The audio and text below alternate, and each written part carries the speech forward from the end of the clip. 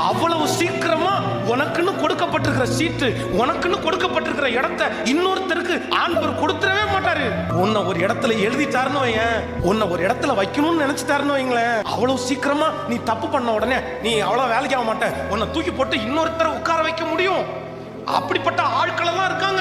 உன்னை விட ஜெபிக்கிறவங்க, உன்னை விட நல்ல ஆண்டவரோட இருக்கிறவங்க நிறைய பேர் இருக்காங்க. ஆனா உனக்குன்னு ஒரு இடத்த ஆண்டவர், உன்னை என்னமோ நீ அழுத அழுகையோ, நீ ஜெபிச்ச ஜெபமோ, இல்ல உங்க அம்மா அப்பா ஜெபிச்ச ஜெபமோ என்னமோ தெரியல, உன் தலையில ஆண்டவர் உன்னை எழுதிட்டாரு. உன்னை இந்த இடத்துல தான் வைப்பேன்னு திரும்ப திரும்ப உன்னை பேசிட்டே இருக்காரு.